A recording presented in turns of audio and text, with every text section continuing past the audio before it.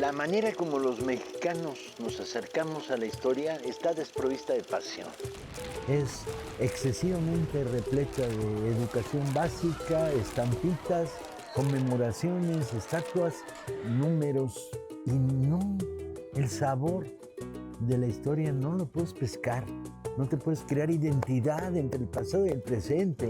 La idea era tomar un área de la historia de México un poco explorado o mal explorado y ahí contar historias. Entonces estuvimos dándole vueltas con altavoz cuál sería esta primera tanda de programas sobre pasión por la historia. En lugar de uno aquí y uno aquí, tomar una época. Y decidí que la época que está peor contada en la historia de México es la que ¿qué pasa después de que termina la etapa armada de la Revolución? Y de ahí hasta la llegada de Cárdenas, digamos, ¿no? ¿Qué ocurre? Básicamente lo que estás diciendo es qué pasa en los años 20. Entre luchas sindicales, azonadas militares, revoluciones fallidas, revoluciones de origen cristiano, asesinatos políticos, el cuadro a ser contado a lo largo de 13 semanas es los años 20, las otras revoluciones. En los años 20, Revoluciones populares, golpes militares, y les dice a los soldados que están abajo, estoy en huelga, soy Pablo Ignacio Taibo. Pasión por la historia, las otras revoluciones. ¿Qué tal? Bienvenidas y bienvenidos una vez más a Pasión por la historia, las otras revoluciones, este espacio que hacemos entre el Fondo de Cultura Económica y Altavoz Radio. No sé, el otro día yo contaba en una reunión que teníamos editorial mi ignorancia sobre ciertos temas históricos que nunca nos fueron contados en la escuela, ¿no? Pareciera que pasó la revolución, entramos en un momento en donde se cuenta un poquito la cristiada, en donde nos cuentan un poquito el cardenismo, pero hay escenas que se perdieron para siempre y una de esas es la de la matanza de Huitzilac. ¿Qué fue eso? Bueno, en el ciclo que se abre después del triunfo de los aguaprietos, los sonorenses, Obregón, Calles de la Huerta, en 1920, destronando a Venustiano Carranza, se abre un ciclo que durará 10 años. Y en estos 10 años se produce una serie de lo que he estado llamando las otras revoluciones, que tienen todo tipo de formatos, contenidos, pretensiones, sectores sociales involucrados. Lo mismo vas a encontrar en estos 10 años, experimentos de carácter popular que dicen la revolución no ha llegado a donde había llegado, le falta, hay que ir más allá. Por Juan R. Escudero, el alcalde socialista de Acapulco, por las luchas inquilinarias de Veracruz y de la Ciudad de México, fenómenos de carácter político-cultural como el surgimiento de la revolución que significa el muralismo en estos años y 3 golpes militares o azonadas o rebeliones en el interior del ejército obregonista triunfante. Villa asesinados, Zapata asesinados, pero los obregonistas callistas que habían ganado la revolución producen 3 momentos de ajustes de cuentas de una violencia tremenda. Quizá el más importante, hablamos de él, es la rebelión de la Huertista, luego en 29 la rebelión escudierista, pero en el corazón está lo que sucede en 1927. En 1927 nos encontramos ya con el conflicto cristero en marcha, protagonizado, y hablaremos en otro programa de él, por Plutarco Elías Calles, y la reelección de Obregón. Obregón a periodo alterno, o sea, ahora sí, ahora no, ahora sí, quieres volver a ser presidente de la República. Y lanza su campaña. También dedicaremos otro capítulo a la desaparición física de Obregón.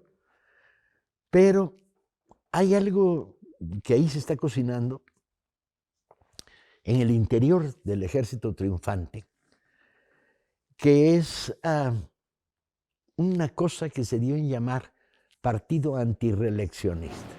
¿Quién es la gran figura del partido antirreeleccionista? Los que están en contra de que Obregón se reelija.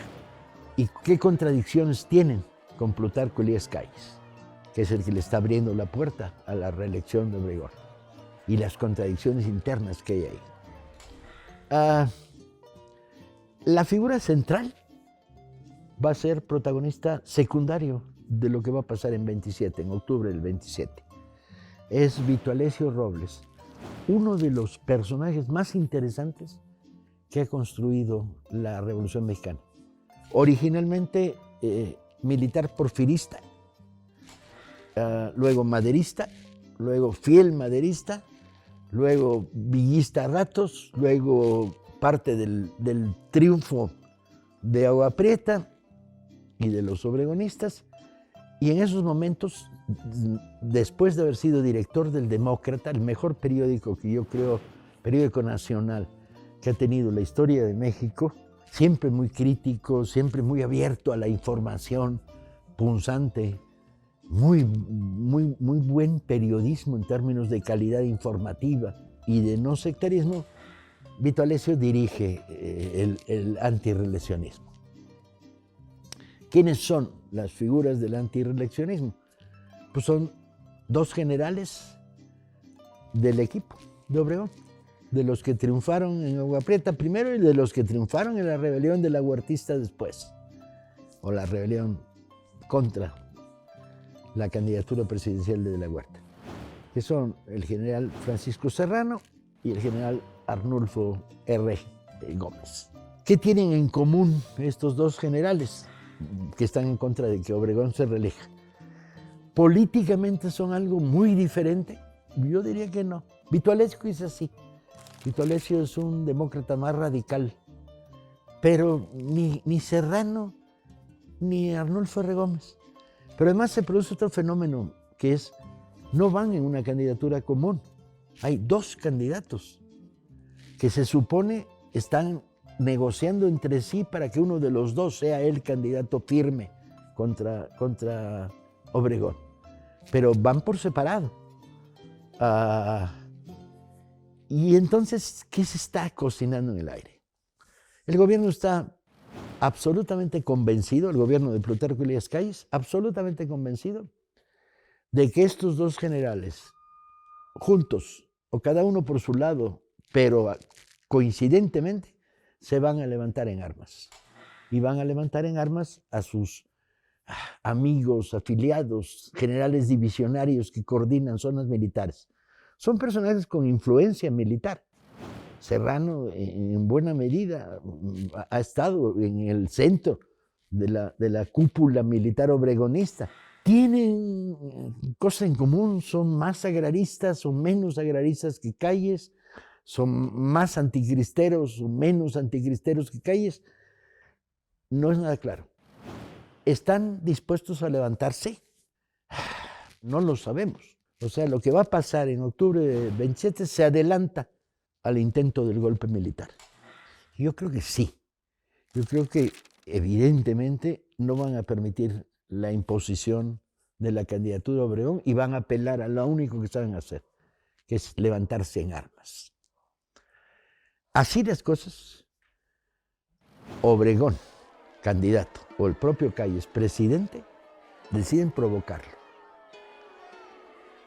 Y las tensiones en la Ciudad de México van creciendo y creciendo y creciendo, de tal manera que unos se vigilan a otros, otros se vigilan a unos se vigilan entre sí, se reúnen, no se ponen de acuerdo, está en marcha, hay conversaciones con jefes militares a lo largo de todo el país para de qué lado estás.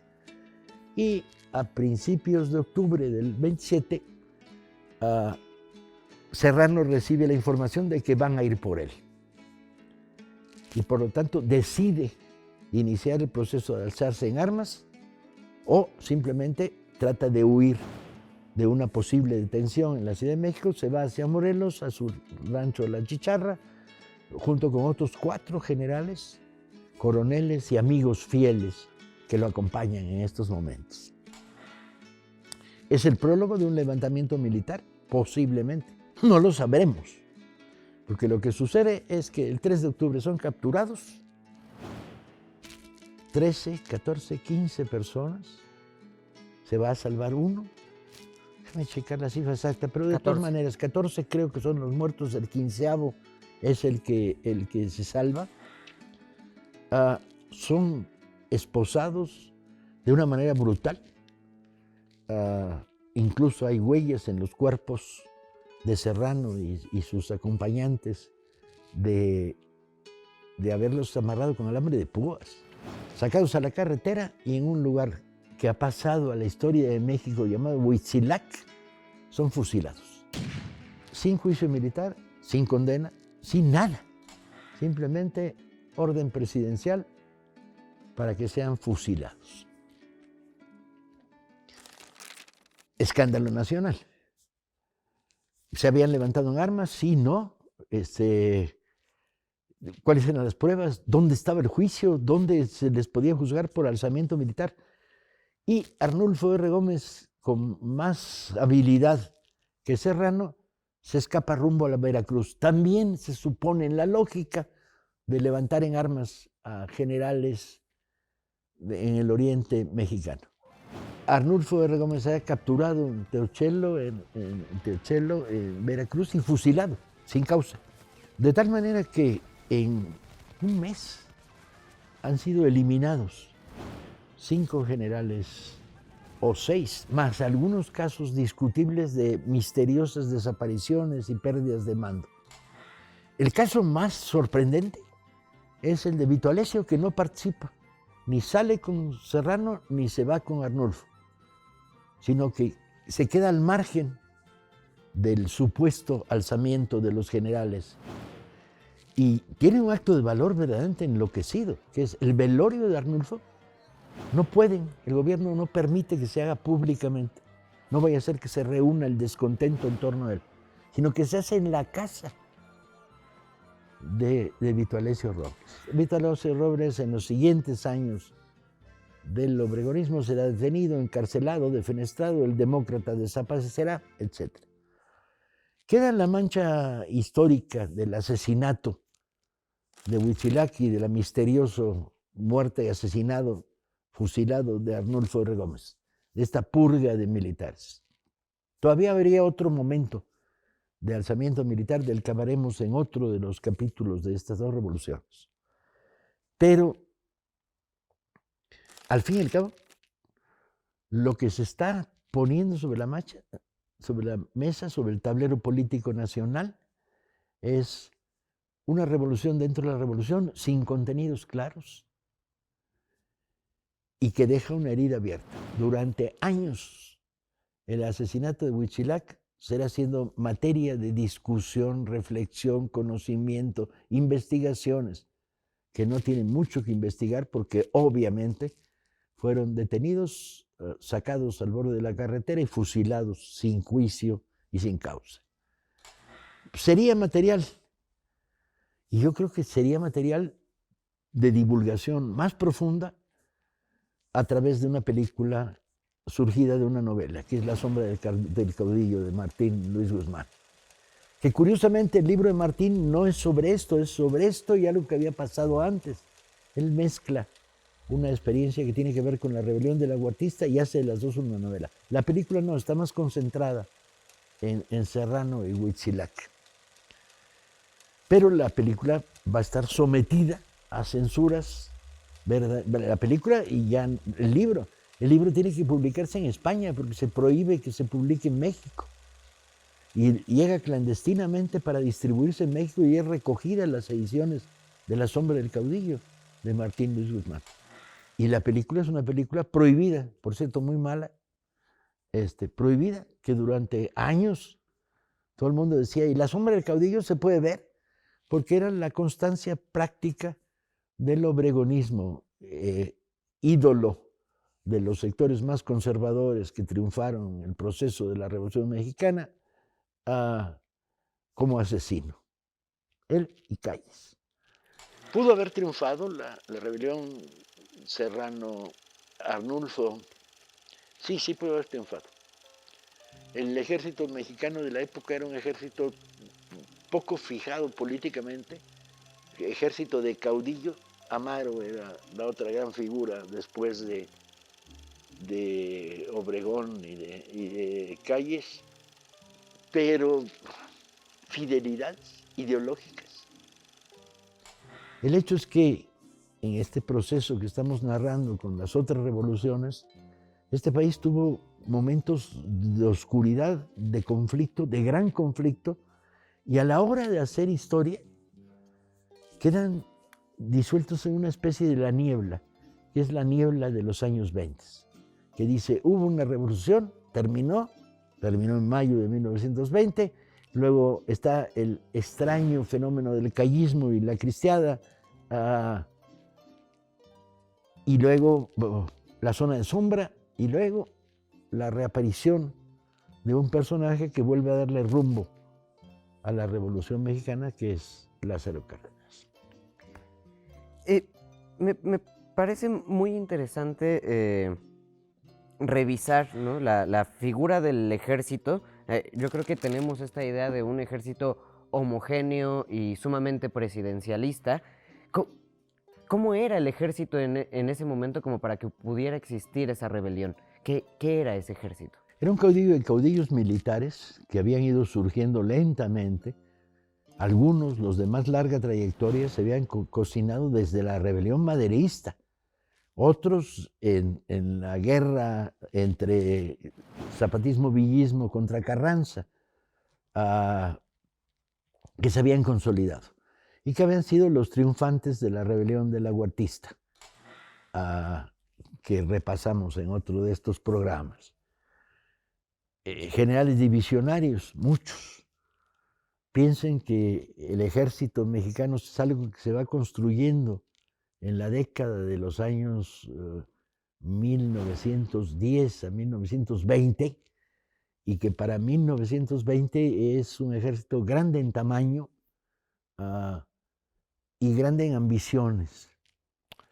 Los años 20 van a producir dentro de este ejército el surgimiento de caudillos militares, ideológicamente bastante pobres, pero económicamente bastante ávidos de arañar la economía del país y volverse los nuevos hacendados. Van a ser la base de sustento de una nueva oligarquía, la oligarquía que irá construyéndose hasta convertirse en el PRI. Hablábamos de que muchos de estos generales, caudillos, vienen también desde el levantamiento maderista, y me sorprende mucho que existiera esta idea de reelección cuando una de las principales luchas de arranque de la Revolución Mexicana es la no reelección. ¿A quién se le ocurre? ¿Cómo? ¿Por qué? Porque Obregón mandaba mucho y Calles mandaba más. Para Vito Alessio, que es el ideólogo de la no reelección y el que conduce la zona de crisis que va a desembocar en la muerte, el asesinato de Huitzilac y la muerte de Arnulfo, está claro. Se trata de una traición histórica. Abandonar el pensamiento maderista de sufragio efectivo, no reelección, es una traición histórica. Tan es así que después de la muerte de Obregón, la puerta se cerró. Calles va a seguir gobernando, pero no él. Va a seguir gobernando con personajes que siguen fielmente sus vocaciones, sus voluntades y sus deseos, hasta que Cárdenas los pulsa de México.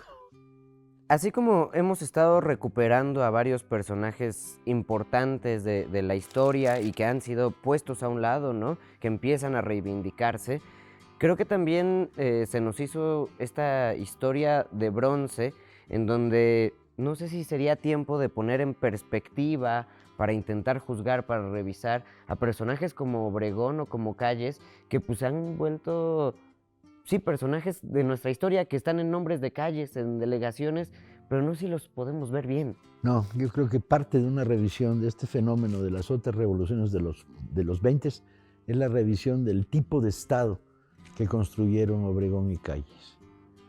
Y corres el riesgo de reivindicar a De la Huerta. Ya hablaremos de esto. O corres el riesgo de que te caiga bien Serrano, porque fue asesinado. Pero no hay mayores virtudes en Serrano que su solidez, fidelidad al obregonismo, cocinada en las grandes batallas contra Villa, en Celaya, en León. ¿Dónde está la gloria de Arnulfo R. Gómez? Odiado por la población de la Ciudad de México porque era el gran represor de las luchas sociales. O sea, nada de que eran Obregón y Calles contra dos generales progresistas como Serrano y Arnulfo, para nada, de progresistas no tenían nada. La historia es complicada, amigos, por eso se vuelve tan apasionante. Pues perfecto, Paco, muchas gracias. Esto fue un episodio más de Pasión por la Historia, las otras revoluciones, con Paco Ignacio Taibo II, y acá es Alcázar que hace preguntas. Muchas gracias.